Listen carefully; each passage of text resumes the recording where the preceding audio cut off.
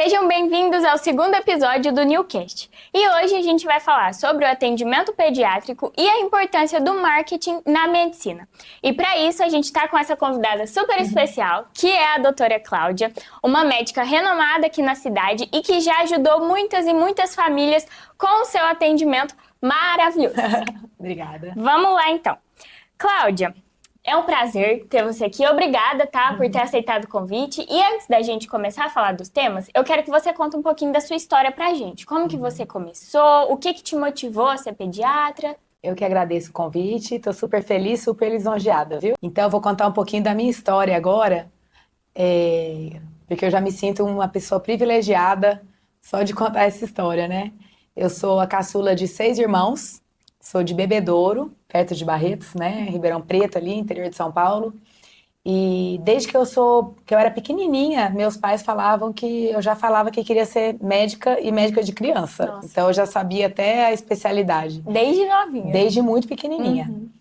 Minha mãe conta, a gente ia em loja de departamento, C&A mesmo, essas lojas grandes em Ribeirão, e eu ficava rodeando o carrinho de bebê, às vezes ela me perdia na loja, olhava, eu estava em volta de um carrinho. Então, assim, é uma coisa mesmo que é de nascença, né? Quase uma intuição, assim. Quase uma intuição. Então, assim, é um desejo que me acompanhou desde muito pequenininha. E, graças a Deus, sempre tive apoio da minha família. Eu tinha tios médicos, então, assim, a medicina era uma coisa do meu dia a dia. Tinha tios, meu padrinho é médico, e meu pai e minha mãe não são. E meu irmão mais velho começou a fazer medicina, eu tinha... Ele entrou com uns 18 anos, eu tinha 5 anos, Nossa. mais ou menos, quando ele entrou na faculdade. E aí comecei a acompanhar também, assim, mas eu já queria fazer, antes dele entrar. E assim, aí ele fez medicina, meu irmão mais velho, depois meu terceiro irmão, então meu irmão mais velho, o Vitinho, depois o Guilherme. E assim, sempre foi um desejo meu. Veio do coração mesmo. Do coração, exatamente. E aí meus pais, né, graças a Deus, tive a oportunidade de estudar, de fazer uma faculdade. Aí eu fui fazer faculdade em Catanduva, no interior de São Paulo. Então 6 anos eu fiquei lá, formei lá. E depois eu fui fazer residência em São José do Rio Preto, na FAMERP. Fiquei 3 anos lá. E só voltando um pouquinho, quando eu estava no 5º ano de faculdade, eu conheci o Tobias, que é meu marido. Ele foi fazer cirurgia geral lá em Catanduva e a gente se conheceu em 2004 e começamos a namorar. E aí, quando eu estava terminando minha residência, que foi em 2008, que foi o ano que eu fiquei noiva, a minha sogra me convidou para vir morar aqui. Ela falou, olha, eu acho que você podia vir morar aqui, porque o Tobias ia terminar a residência depois de mim. Você podia vir morar aqui e já começar a sua especialidade. Aqui tem carência de pediatra e tal. E aí eu conversei com meus pais. Eles queriam muito que eu ficasse em Bebedouro, né? Mas entenderam que talvez aqui fosse melhor para nós, né? E aí eu vim para cá. Vim para Itumbiara em janeiro de 2009. Conheceu a famosa Itumbiara? Conhecia, já conhecia, né? Desde 2004 eu conheci aqui. A cidade me acolheu muito bem, as pessoas me acolheram muito bem, os médicos da cidade me deram muita oportunidade, eu sou muito grata, né, pela recepção que eu tive aqui e sou muito feliz aqui. Só agradecer mesmo e já lá se vão 16 anos. Nossa, é muito tempinho, né? 16 anos de consultório, de hospital aqui na cidade, né? Então, eu me considero uma pessoa realizada e muito feliz de morar aqui e poder exercer meu trabalho aqui. Muito bom. E desde que você veio, você sempre esteve no consultório que você está hoje, lá na Clínica Self, ou atendia em outros lugares antes? Não, eu atendia na Valdivino Vaz, na Clínica Ciame, que é do lado do edifício Antares, que é da Cristiane. Atendi lá durante 6 anos. E em 2015... nós mudamos para a Self. Ah, entendi. Então foram esses 2 lugares principais. 2 lugares que que eu você atendi, trabalhou. aí trabalhei em São Marcos, no Municipal, Santa Maria, Unimed, todos os hospitais da cidade. E atualmente eu tô só na Unimed e no consultório. Entendi. Maravilha. História muito, muito boa. Que bom. E agora me conta, o que te faz acordar e ter motivação todos os dias, assim? Quando você acorda, o que te motiva a ter mais um dia de trabalho e atender as crianças e fazer a diferença, assim? Isa, eu acho que isso faz muita parte do nosso propósito de vida, né? Eu tenho certeza que eu estou exercendo o meu dom da melhor forma possível. Eu dou o meu melhor todo dia E então eu acordo já sabendo disso, falo, meu Deus, obrigada por mais um dia, né? Obrigada por eu poder atender as crianças, por eu poder cuidar da criança doente, por eu poder acalmar o coração de um pai e de uma mãe, por eu ouvir uma história, né? Às vezes a família tá angustiada com alguma coisa, às vezes só ouvir, né? A pessoa já faz a diferença, né? Obrigada por entrar numa sala de parto e participar do momento mais feliz da vida de um pai e de uma mãe, que é o nascimento de um filho. Então, assim, é tanta coisa boa que eu não tenho nem direito de acordar cansada. Você entendeu? Porque, assim, é uma bênção. Eu considero a minha profissão, a minha especialidade uma bênção. Então, nos dias que eu tô mais cansada, eu falo, não me permite estar. Eu tenho que levantar, agradecer a Deus por mais um dia, por exercer a minha profissão com dignidade e por ter me dado esse dom, que eu sei que é para poucos. E quando a gente tem um propósito assim e faz o que a gente gosta, o que a gente sempre quis, o cansaço vira um detalhe, né? E assim, fica leve, porque quando você trabalha com o que você gosta, com prazer, o cansaço vem e vai embora assim, sem você ver. Sem ver, né? E no final do dia, deitar com a cabeça no travesseiro e falar, caramba, graças a Deus. Consegui mais né? um dia. Mais um dia, com vitória, eu venci, eu ajudei algumas pessoas. Se eu fizer a diferença na vida de uma pessoa por dia, nossa senhora. Tá ótimo, tá ótimo, realmente. E é o que falam, né? A gente tendo saúde, o resto a gente dá um jeito. Não é? Né? Então, se eu puder ajudar na saúde, eu já tô feliz. E, Cláudia, a gente sabe que as crianças, elas exigem um pouco mais de cuidado, né? E como que você lida com isso na questão de ter um atendimento, assim, de qualidade por justamente trabalhar com crianças? Como que você desenvolveu isso? Nossa, não fiz curso nenhum, gente, pra isso. Eu acho que assim, vai muito do jeito, né? O jeito de você pegar, o jeito de você conversar, você conduzir. Quando a criança é mais difícil, eu tento examinar a bonequinha, examino a mãe, meço a cabeça da mãe, vejo o ouvido da mãe. Então, Pra assim, ela ficar olhando e falar, tá tudo bem. né? Pego muito no colo pra examinar. Então, assim, na hora que eu vou examinar, eu já vou tirando a roupinha, eu mesma tiro, peso, meço. Tudo isso para ir já criando um ambiente confortável. Isso, confortável e de intimidade com a criança. Tem criança que é mais difícil, né? Tem alguns que são mais resistentes, mas a maioria bate 2 aninhos, já vão lá dar beijo. Então eu falo para as mães, porque de 1 a 2 anos é muito difícil, né? O exame físico é muito difícil.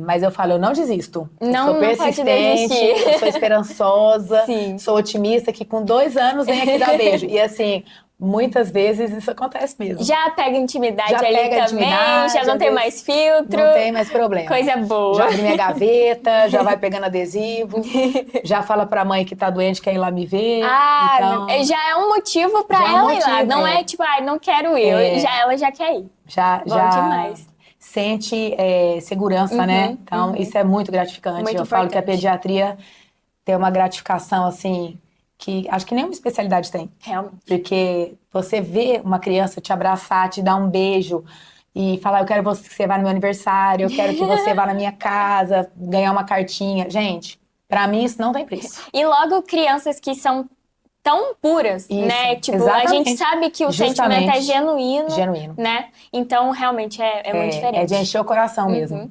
E, tipo assim, por essa dificuldade, ter esse atendimento de qualidade faz totalmente diferente, principalmente pro pai, que às vezes ele talvez também não sabe como lidar, então ele busca uma certa segurança em você. Isso faz diferença também, né? Com certeza. E como que você também lida com o atendimento ao pai? Assim, ao pai e à mãe, né? Claro. Assim, eu sempre, quando eu fazia medicina, eu sempre via, né, os professores atender os doentes e tal. Eu sempre pus uma coisa na minha cabeça, que eu ia atender as pessoas como se fossem, né, no caso quando eu fazia internato, como se fosse meu pai, minha mãe, meu irmão, minha irmã, e como se fossem meus filhos. Então, eu acho que a chave da medicina chama-se empatia. Claro que você tem que ter conhecimento, você tem que estudar, né, bastante, mas você tem que se pôr no lugar do outro. Então, assim, aquele pai, aquela mãe que chegam pra mim, que estão angustiados, eu falo, meu Deus, como que eu estaria, né, se fosse com meu filho? Então, eu acho que isso é a diferença. Você ter empatia, você ter paciência, não existe pergunta boba, não existe ignorância, não é nada disso. É falta de conhecimento, falta de entendimento daquele assunto, e eu tô ali pra isso, pra esclarecer Então, eu sempre brinco no consultório, não existe pergunta boba. Muitas vezes falam, é uma pergunta boba. Eu falo, não é uma dúvida que é uma dúvida sua e não é boba. Sim. Porque se é dúvida, né? É uma coisa que se eu puder ajudar, eu vou estar ali para isso. A minha função eu falo que eu sou um instrumento de Deus. Ele me usa como instrumento. Então, eu tô ali para tudo. Com certeza. Para qualquer dúvida. Mas, assim, respondendo a sua pergunta, eu acho que o grande diferencial, assim, eu acho que em todas as profissões, né? Mas o médico, principalmente, que lida com a vida, é empatia. Com certeza. Pra mim, isso é muito importante, assim. Trazendo um pouquinho pra minha realidade, né? Eu sempre quis construir um time aqui dentro da empresa que tivesse um relacionamento muito bom entre todo mundo. Isso. E pra mim, você não consegue ter um relacionamento se você não tem empatia com a outra pessoa. Porque você ouve o que você quer, mas se você não consegue colocar no lugar do outro, você não consegue ajudar, né? Com certeza. E isso eu acho que é muito importante pra qualquer profissão, qualquer pessoa, quando o assunto principalmente é lidar com gente. Isso. Porque se a gente não consegue enxergar o outro, a gente não enxerga a gente mesmo, né? Exatamente. E aí não tem como resolver os problemas que a maioria das profissões tem isso como função, né? Resolver problemas. Claro, Então, com certeza. E puxando assim um pouquinho mais para a área do Instagram, né, das redes sociais, como que você viu a importância de começar a criar conteúdo e transformar o seu conhecimento em uma ferramenta para ajudar as pessoas na internet? Olha, gente, essa pergunta, você já sabe a resposta e eu vou te falar de novo. Eu, assim, nunca gostei de dar aula, nunca gostei de dar palestra, assim, eu acho difícil, sabe? Apesar de eu ser muito falante e como é que fala? Ser muito comunicativa. Comunicativa, extrovertida. Para mim, isso era uma grande dificuldade. Então, esse foi um desafio pessoal para mim. Eu acho que fazer Instagram foi um desafio pessoal. E também é uma missão. Porque eu queria muito transmitir conhecimento, porque o que eu penso? Hoje em dia, tem muita gente falando muita coisa na internet. Com certeza. E eu sei que eu domino o assunto. Então, eu falei, eu vou dividir com as pessoas, né? O que eu domino e poder, é uma forma de ajudar mais. Sim. Então, eu vou tentar dividir o meu conhecimento com as pessoas via Instagram. Então, eu juntei duas coisas. Claro que para o marketing, nossa, isso é ótimo, né? Porque hoje em dia todo mundo vê Instagram. O meu público é de 16 anos até 40 e poucos anos, porque hoje em dia a gente tem mãe adolescente e tem mãe de 40 e poucos anos. E a maioria tá na rede social. Exatamente. E eu tenho paciente de 16 anos, porque eu tô aqui tem 16 anos. Então, paciente que eu fiz sala de parto, também tem rede social e também às vezes pode acompanhar, né? Então, eu vi juntando tudo, foi isso, um desafio pessoal, que eu falei, eu vou me desafiar a fazer conteúdo, porque assim, é um desafio mesmo, eu vou ser capaz. E tá sendo capaz. Tô sendo capaz, Isa, tá sendo Quem bom. vê os conteúdos dessa pessoa aqui... eu fico muito feliz, porque é objetivo, né? De ajudar, de ser esse desafio pessoal. E também uma propaganda, né? Que claro certeza. que eu achei super legal, eu tô muito satisfeita com o resultado.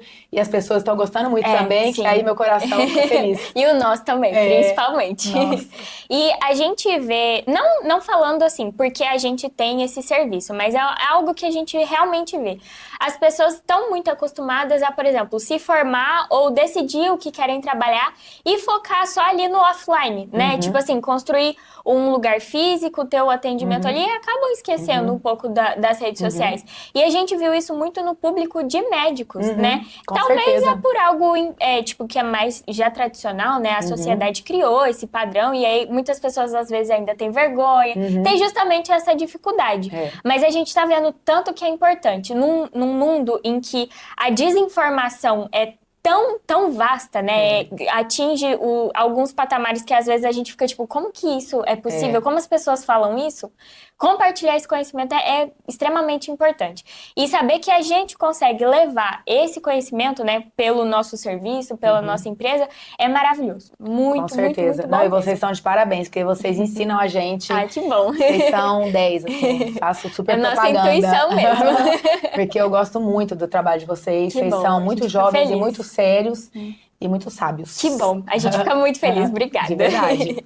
E tem um tópico que a gente notou, né, que tipo assim, O conteúdo do médico sendo postado, ele não serve só para transparecer a informação, mas o pai que não conhece o seu serviço, talvez ele já ganha confiança ali, né, quando assiste. Você concorda com isso? Você também Concordo, eu acho legal, porque assim, quando você tá gravando, explicando alguma coisa, é o seu jeito, né?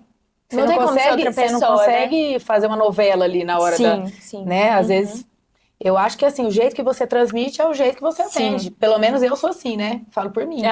Então, eu acho que é uma vitrine, né? Sim. Então, eu acho que é interessante, sim. Talvez a pessoa te conhecendo, né, nas redes sociais já seja uma porta de entrada para te procurar, né? É lógico que a gente sabe que tem pessoas e tem pessoas, né? Que na rede social é de um jeito e na vida é outro. Mas quem é honesto mesmo e tá ali com o seu propósito igual você, a gente sabe que já é meio caminho andado. É, porque você vai, assim, quem entrou em rede social com esse propósito, eu acho que não tem erro. Com certeza. Né? Você vai dar continuidade. Agora, assim, se foi a consulta, não gostou, aí tudo bem. Sim. Agora, né, vai ser igual eu tô falando no Instagram. Exatamente. Mais comprido um pouco, né, gente? Agora me conta uma história de algum trabalho que te marcou muito, assim. Nossa Senhora, tem história demais, gente. Imagina. Tem muita história. Mas tem uma história que me marcou muito, assim, que eu sempre me lembro. Eu acho que tinha uns 3 anos que eu morava aqui, mais ou menos, e eu fazia muito plantão noturno no Hospital Municipal de retaguarda, né? A gente tinha sala de parto, você voltava para casa, depois se tivesse outra, chamava de novo, e eu morava muito perto lá. Mas, especialmente esse dia, eu lembro que da meia-noite até umas 4 da manhã, teve 4 salas de parto. E assim, ia chegando o bebê, então, ia chegando a mãe para ganhar o bebê. Então, eu ia num parto, voltava, deitava, ia para outro parto, voltava, deitava, porque assim, eu não sabia que ia nascer tudo, senão eu teria ficado no hospital. E depois de ter trabalhado o dia inteiro, essa madrugada dentro, e no outro dia, 7 horas da manhã, eu tinha trabalho já. Nossa Senhora. Então, eu lembro que eu cheguei em casa, era umas 4h30, muito cansada. E eu lembro que eu subi o elevador chorando. Eu falei, meu Deus, eu não estou aguentando. Eu estou muito cansada. Será que esse é o caminho que eu tenho que seguir? Será que é por aí mesmo? Porque eu estou esgotada. Sabe, se tocar o telefone de novo, eu acho que eu não consigo ir mais, porque eu preciso descansar um pouco. E eu lembro que eu cheguei, eu fui comer alguma coisa. E naquela época eu via muito Facebook, né? Hoje eu quase não vejo mais, né? Mas eu via muito Facebook. E a hora que eu abri o Facebook, tinha uma foto minha com um bebê. Eu fico até muito emocionada de me lembrar dessa história. E a mãe fazendo um texto muito grande pra mim. Contando muito da história e me agradecendo. E esse bebê morreu. Nossa, esse bebê morreu na minha mão. Esse bebê morreu na minha mão. Essa postagem da mãe foi agradecendo, porque ela viu que eu fiz tudo que eu pude. E que, infelizmente, o bebê acabou falecendo. E isso é uma dor muito grande pra gente, né? Que acompanha. Nossa, é muito triste. E assim, foi um tapa na minha cara tão grande que eu falei... Eu lembro que eu fechei o computador, fui tomar banho e cheguei, subi chorando, chorei na postagem da mãe, tomei banho chorando, fui deitar chorando. Porque eu falei, meu Deus, olha o que o senhor me mostrou. Foi um sinal fortíssimo. Tapa na cara, assim, sabe? O que é isso? O que você tá achando? Você vai fazer outra coisa? O seu dom é esse.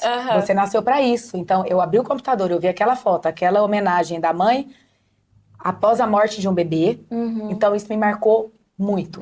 Muito. E eu carrego isso pra mim a vida toda. Foi um marco pra mim. Porque eu sei que Deus me mostrou que era esse caminho que eu tinha que seguir. Entendi. Nossa, muito, muito tocante. Muito tocante, meu Deus. Eu admiro muito profissionais da área da medicina, porque além de você ter a estabilidade mental para lidar com a criança, que é o seu público, você tem que ter a estabilidade para lidar com o pai e com a mãe, né? Saber passar a mensagem.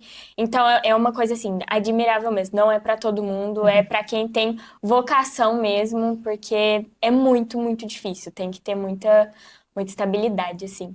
E falando no assunto de recém-nascidos, que a gente sabe que você gosta muito, é uma das suas partes favoritas, né? Amo. Você tem muita procura com muitas dúvidas dos pais, né?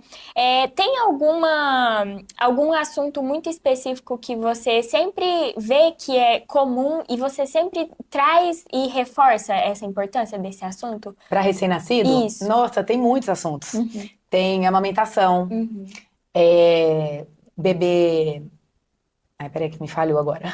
Você corta aí, né? Corta. Tem amamentação, tem bebê se toma sol, se não toma sol, banho do bebê, ganho de peso, desenvolvimento da criança, vacina, posição no berço, muitas dúvidas. Muitas dúvidas. Mas assim, eu acho que campeã de pergunta é amamentação e vacinação. Que é justamente uma das partes que a mãe e o pai ficam mais em dúvida, assim, por ser muita informação que precisa Muita saber, informação, né? muita coisa. São muitas vacinas. Quando a gente foi gravar o quadro, né? E um pouco antes a gente tinha conteúdo sobre as vacinas, a gente fez. Eu fiquei assim, gente, é muita coisa. Muita coisa. Meu Deus do céu. E olha que a minha mãe trabalha na sala de vacina. Então... E eu também, eu fico tipo, gente, realmente é muita bagagem, né? Muita que bagagem. tem que ter. Muita bagagem mesmo. Cláudia, agora eu quero falar sobre afogamento infantil. A gente sabe que é um acontecimento que vem tendo frequência, né? E sempre é uma pauta muito importante para os pais. Qual conselho você dá sobre esse assunto? Bem, gente, primeiro conselho. Quando tiverem uma festa, por exemplo, um churrasco, tem piscina, tá cheio de gente, se quem for o cuidador da criança tiver que se ausentar por uns minutos, peça para alguém olhar a criança. Porque se você fala numa mesa assim, o fulaninho entrou na piscina, ninguém vai olhar. Então, delega para um. Fala, fulaninho entrou na piscina, olha ele, por favor, que eu vou ao banheiro, né? Então, isso é uma coisa assim que a gente tem que falar, porque acontece, às vezes ninguém tá olhando, a criança cai na piscina. Outra coisa, quando tiver piscina em casa ou vai no lugar que tem piscina, sempre leva boia para criança. Se tiver em casa, põe a grade em volta da piscina, ou tenha também aquelas coberturas rígidas, que são os rolos, que são automáticos, né? Para cobrir. Se tiver oportunidade, põe a criança na natação. Hoje, a partir de 4 meses, a criança já pode fazer natação. Sim. E ajuda muito, porque a criança boia, né? Então, essa dica é muito importante. E faz total diferença na vida Faz total adulta diferença. também, né? Isso falando em piscina, né, gente? Agora, outra coisa que eu vejo, já vi acontecer, já vi criança morrer nessa condição, é balde. Balde, com isso aqui de água, pode matar uma criança. Nossa, com balde. Então, às vezes, um bebezinho tá lá, um ano e pouco, tá andando.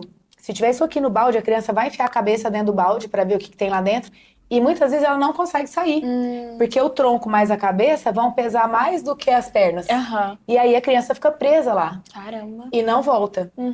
Então, o balde é tenebroso. Então, assim, quando tiver limpando casa, fazendo faxina, se for a própria mãe a fazer faxina, anda com o balde para lá e para cá. Se for a cuidadora, ou se for uma pessoa que está ali contratada para isso, orienta a pessoa a suspender o balde, colocar em cima de algum lugar.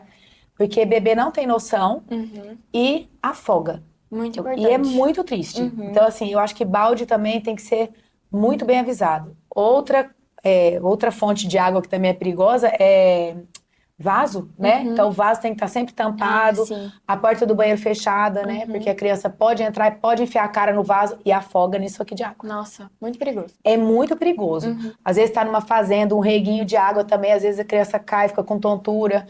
Primeiro que criança, a gente tem que ter uma vigilância o tempo todo, horas, né? 24 horas. Mas, sim, são coisas evitáveis, né? Então, agora vindo assim na memória, são essas coisas que eu tinha pra falar. E mas, pra assim, praia, com mar? sim. Bom, mar, você não pode deixar uma criança entrar sozinha de jeito nenhum, né? Tem uns maiorzinhos que são mais aventureiros, aquelas regiões de mais perigo que o guardinha fica falando pra não ir, tem os artistas que vão lá, né? Mesmo a criança sabendo avisando. nadar. Então, assim, sabendo nadar e mesmo avisando que não é pra ir. Então, praia tem que ter muito cuidado, sempre com supervisão. E eu acho que não deve ir lá pro fundo, não. É ficar só na frente, pai e mãe olhando. Porque é muito perigoso, né, gente? Sim. Com água a gente não pode brincar. É muito perigoso. E sempre explicar pra criança, tipo assim, ter uma conversa clara também, né? Isso. Porque às vezes eu vejo muitos pais sempre falando, não pode, só por conta disso. A criança não entende, né? Exato. E se explicar, a criança pode entender. Com certeza. Né? Eu acho isso muito importante. Que eu sempre vejo, assim, principalmente algumas pessoas fora da minha família que tem outro modo de criação. Aí eu vendo de fora, eu fico tipo, gente, mas é só explicar um pouquinho. Explica, a criança pode entende, afogar, né? Com certeza. E é muito perigoso, né? Então a gente tem que ficar bem, bem atento mesmo. E agora tá muito calor, né? Com certeza. Então tomar muito cuidado, às vezes com piscina mesmo, piscina sua, de desconhecido, seja onde for. Aham. Tem que ficar vigilante. Saindo um pouquinho do mundo offline, indo para o online, eu queria agora trazer um assunto sobre as telas. Eu tenho a seguinte visão.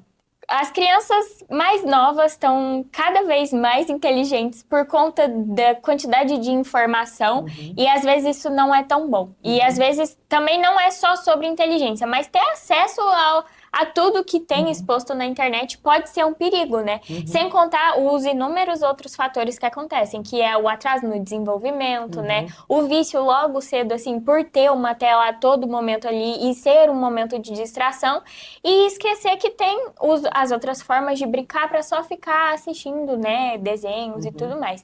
E eu queria saber mais como que você posiciona isso para os pais, como que você lida com esse assunto e o que você aconselha.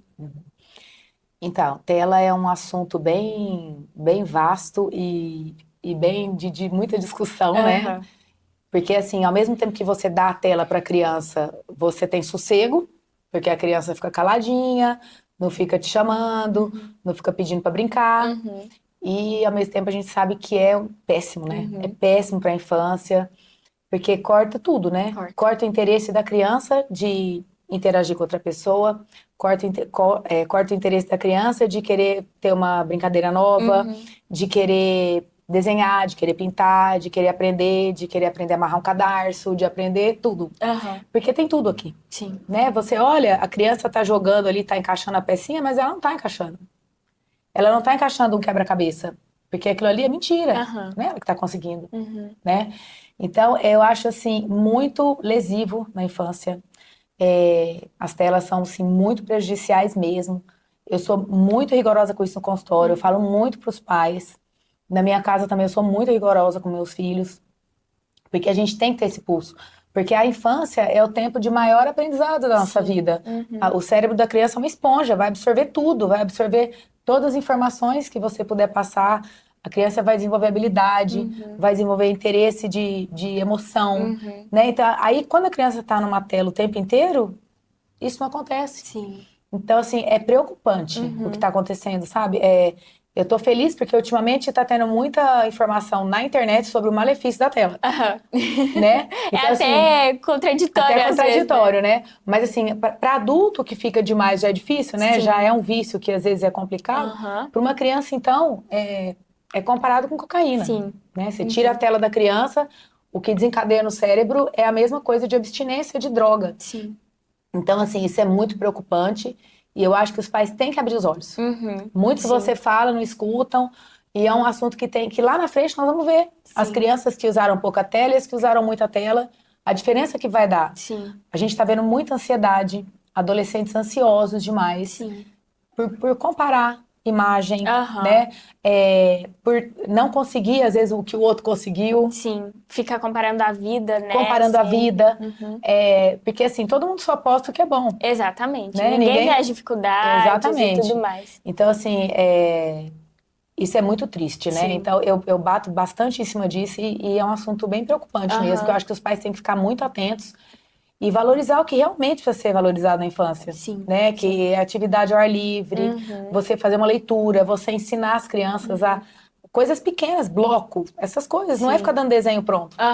Com certeza. Então, eu acho que é um assunto de muito... Como é que fala? Muita valia. Muita valia. E eu creio muito que entra de novo na questão da explicação, né? Tipo, sempre sentar com a criança, conversar, falar, olha só, tem outros jeitos da gente deixar isso mais legal, tanto quanto é no celular pra ela, né? Com certeza. E tudo mais. E a gente vê que se tornou um caminho fácil também pros pais, né? Mas é por isso que é tão entregue. Exatamente. Porque criança dá trabalho, gente. Exatamente. Criança dá trabalho, é vigilância o tempo inteiro, eles querem que você brinque o tempo inteiro, chama sua atenção. Sim. E cansa mesmo, entendeu? É cansativo. Então, assim, se você entregar, Acabou o problema, E depois entendeu? que a criança cresce um pouquinho, ela consegue já mexer sozinha, não tem como o pai ter 100% controle do que ela tá assistindo. Não, de jeito E aí nenhum. que começa todos os episódios mais ruins, né? Que Perigosos. começa a se comparar, ver o que as pessoas estão postando. A gente Exatamente. que já tem tem noção, maturidade, né? não consegue lidar às vezes, imagina uma criança ou um Exatamente. adolescente, né? E outra coisa que a gente vê muita falta também é a questão da leitura, né? Que por conta, principalmente, das redes sociais e tudo mais, já tem muitas outras opções mais legais do que ler. E isso a gente vê que falta, né, no desenvolvimento depois da criança. E como que você lida com isso também, assim? Olha, o que eu vejo ultimamente são erros grosseiros na escrita de criança grande. E aí, por quê, né? Por que que as crianças estão errando na hora de escrever? Porque as crianças não estão lendo. Porque a gente consolida o conhecimento da escrita na leitura. Porque você ouvindo, às vezes, é uma coisa, mas Claro, lendo é o outra, jeito de né? escrever, ainda mais a língua portuguesa, né, gente? Que é Sim, difícil, é uma língua muito difícil. difícil. Então, a gente tem que estimular a leitura. Sim. A criança vai querer ver desenho, vai querer jogar. Claro que vai, né? Claro, é mais divertido. Mas o que que a gente tem que ensinar? Que você tem que ler para aprender a escrever. Sim. Porque senão você vai ter erros ridículos, assim, erro de português que você fala, meu Deus, não pode acontecer, né? Então, a leitura é importantíssima. Eu acho que a gente, assim, o que que eu penso, né, sobre jogo, essas coisas de criança. Por exemplo, meu filho tem 8 anos, a minha filha tem 6 anos. O meu filho tem um videogame que a gente deu para ele de Natal. Ele só joga final de semana.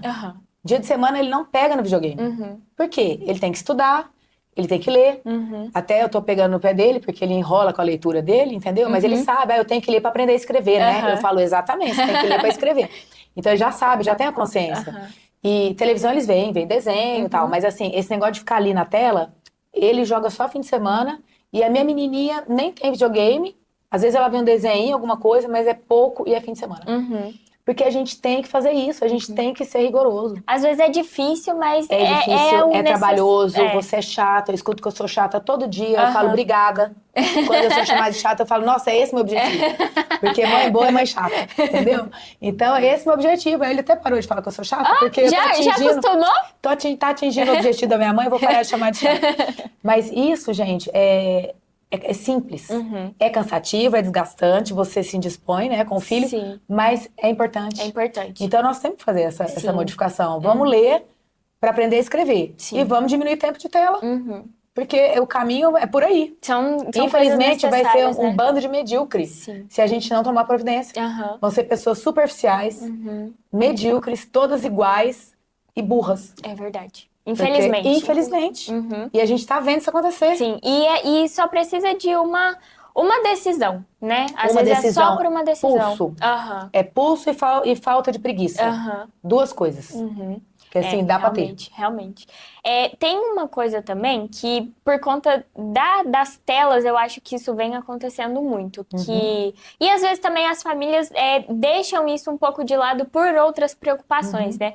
Que é a questão de ter alguma religião ou alguma coisa a mais, assim, pra você se inspirar, pra você ter mais vontade, mais força, né? Assim. E você vê isso no seu consultório também? Que as famílias têm essa falta de inspirar as crianças também a seguirem isso? Vejo muito. Tanto quando eu vejo alguma desestruturação na casa, eu sempre pergunto sobre a religião. Entendi. Porque eu acho que, gente, a gente tem que ter uma força maior que nos guia. Nós temos que ter um Deus. Seja qual for a religião, você tem que acreditar em uma coisa maior que rege, né, a sua vida, a sua consciência, as suas atitudes. Então, quando você acredita nisso, você tem fé, facilita muito. Realmente. Então, você ensinar a oração para criança, você rezar todo dia, você vê que muda a atmosfera da casa. Você fazer uma oração antes de deitar, você agradecer a Deus pela sua comida, pelo seu sapato. As crianças sempre rezam lá em casa, falam pela boneca, pelo brinquedo, pela vida da tia fulana, da tia ciclana, eles vão falando. Porque assim, a gente tem que ter essa noção de algo maior. Né? Eu acho que isso é muito importante. Sim. E eu acho que, inclusive, a religiosidade faz parte da imunidade. A pessoa que tem fé, que acredita, que tem um Deus, adoece menos. Entendi. De certeza disso, faz parte da imunidade. Então, no meu tópico de imunidade, eu tinha que ter falado da religião também. Então, eu vou aproveitar e Importante. falar agora, porque você ter uma espiritualidade, um espiritualismo, seja qual for a sua religião, Aham. eu acho que Isso engrandece a gente como ser humano. isso ajuda a gente a crescer o nosso interior, Com né? certeza. A gente começa a olhar pra dentro, começa a ver que às vezes não é só, tipo, o que você faz, mas é o que você é e você Exatamente. constrói a sua alma, assim, também, né? Exatamente. Tratar a parte física e a parte mental e a parte espiritual Espiritual. são coisas, Exatamente. é um combo, né? É um combo, Importante. é esse tripé mesmo. Sim, sim. E ensinar a prática da caridade, eu acho que isso é muito importante na infância também, porque a caridade não tem jeito, né, gente? Quando você pratica a caridade, você Sim. cresce como ser humano Com certeza, com certeza. e poder ajudar as pessoas, eu acho que é uma dádiva. né? E não é todo mundo que consegue fazer isso, infelizmente. Né? Exatamente. E não é a caridade física Aham. de você dar as coisas, às vezes é a caridade de você escutar, Às vezes chegar e perguntar como é que tá perguntar a que a pessoa como você passou. Sim. Não precisa ser dinheiro ou coisa física.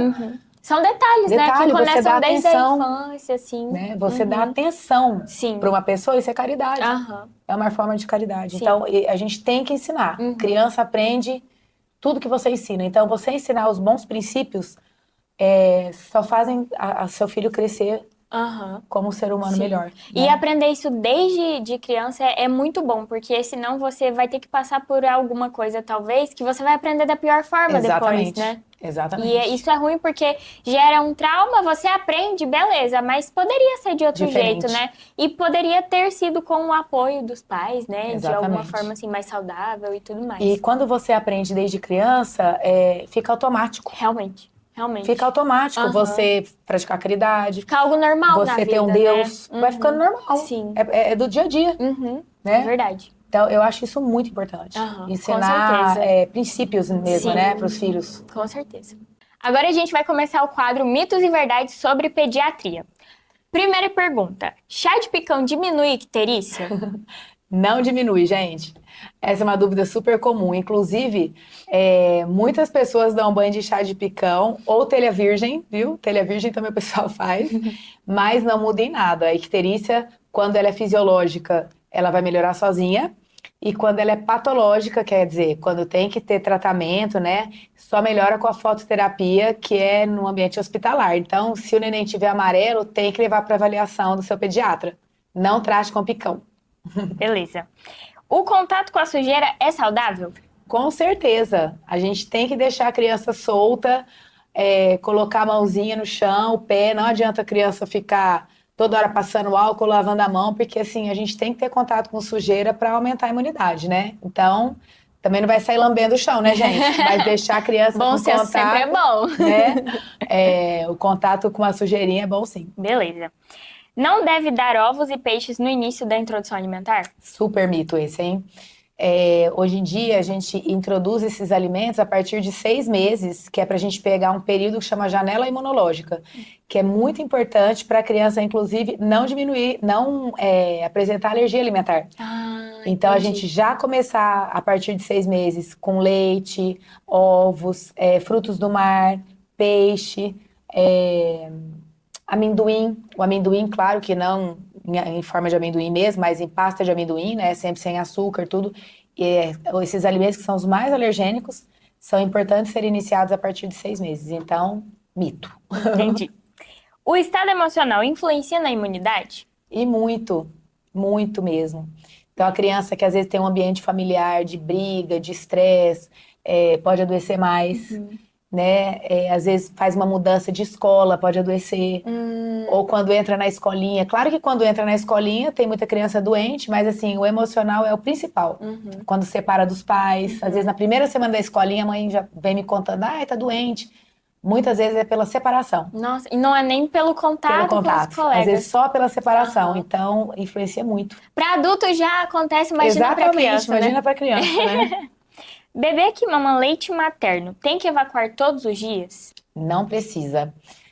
O bebezinho amamentado exclusivamente ao seio pode fazer cocô toda vez que mama. Isso é é comum, mas depois de um mês de vida, geralmente diminui bastante a incidência de evacuação e às vezes a criança pode ficar uma semana sem evacuar. Nossa! Quando é leite materno. Então, se tiver uma semana sem evacuar, mas tiver tudo bem, tranquilo, só faz uma massagem, às vezes a criança solta uns punzinhos e pronto, não precisa preocupar. Banho frio com o corpo muito quente faz mal? Faz mal. Isso é ruim. Então, quando a criança tá lá com febrão de 40 graus, você coloca a criança no chuveiro gelado, isso é péssimo, porque dá choque térmico, né? E aí faz uma vasoconstrição dos vasos, quer dizer, os vasos ficam estreitos rapidamente, e isso não é legal, tem que ser de forma gradativa. Então, é perigoso, inclusive, não deve ser dado banho gelado em criança com febre alta. E acontece a mesma coisa, tipo, quando a criança toma banho na água quente e vai, por exemplo, pro quarto com ar gelado, né? Com ar ligado. Porque acaba que tá com o corpinho quente e pega aquele ar frio, o choque térmico não é interessante. A melhor posição pra dormir é de lado? Bebê? Não. Barriga pra cima. O risco de morte súbita diminui muito quando a criança tá de barriga pra cima. Nossa. Pela anatomia do esôfago mesmo. Então, depois tem até um desenho que a gente pode colocar, né? Mas quando a criança tá de barriga pra baixo ou de lado, a chance de refluir o leite e ir pra traqueia é muito maior do que se estiver de barriga pra cima. Entendi. Então, o ideal, posição, sempre barriga pra cima. Tá. No calor, as crianças sentem mais fome? Sentem menos fome. Por quê? Porque quando a gente está na época de calor, o nosso gasto energético é menor. Porque a gente não precisa usar energia para aquecer o corpo. Então, a criança sente menos fome no calor. Isso é super comum. Igual a gente. Até porque a gente bebe mais água, acaba sentindo menos fome mesmo. Então, se a criancinha estiver comendo menos, é normal no calor. Última pergunta. Tomar sorvete gelado dá dor de garganta? De jeito nenhum. Nem sorvete gelado, nem pé no chão, nada disso. Não adoece. Nem tomar chuva. Nem tomar chuva. O que dá dor de garganta é bactéria ou vírus. Isso aí não dá dor de garganta. E se alguém tiver mais alguma dúvida, pode deixar aqui nos comentários que a gente vai responder nos próximos vídeos. Na hora. E agora eu quero te perguntar, você quer deixar algum recado para os pais que te acompanham? Uai. Eu acho que a maternidade e a paternidade são uma bênção, né? Então, quando nasce um filho, nasce um pai, nasce uma mãe. Então, assim, os nossos filhos ensinam muito pra gente e a gente também ensina muito pra eles, mas eu tenho certeza que os filhos vêm pra nos fazerem crescer. Como seres humanos, né? Como pai, como mãe, como pessoas. E todas as dificuldades que a gente enfrenta na criação de um filho, na saúde do filho, são comuns a todas as famílias. Então, assim, às vezes você está passando por um problema na sua casa, com seu filho, você não está sozinho. Porque as histórias se repetem e os problemas são comuns. Então, eu acho que é isso. Eu acho que no final das contas, a maternidade e a paternidade são uma bênção mesmo. E a gente tem que agradecer, né, pela oportunidade. Muito bom, maravilhoso. Cláudia, eu queria te agradecer por compartilhar tanto conhecimento e sempre é um prazer trabalhar junto com você, porque a gente brincou aquele dia, né? Você falou que quando a gente fosse pai era pra gente estar sabendo de tanto criar conteúdo e realmente acontece isso. A gente aprende demais com os nossos clientes e são assuntos que a gente não espera aprender, não nesse momento ou então nunca, porque às vezes a gente pega nichos muito diferentes, mas é sempre um prazer aprender muito com você. E para quem quiser acompanhar os conteúdos maravilhosos dela, é só seguir ela no Instagram. Volta. Corta. Para quem quiser continuar acompanhando os conteúdos da doutora Cláudia, é só seguir ela no Instagram, porque semanalmente a gente está postando muita coisa interessante lá. E para quem também tiver alguma dúvida, né, quiser marcar alguma consulta, é só entrar em contato com a clínica, né, é a Selfie Clínicas. A gente vai deixar o contato aqui para vocês.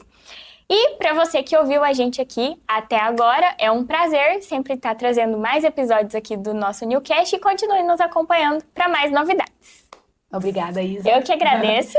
Foi ótimo, obrigada pela oportunidade e me sigam lá.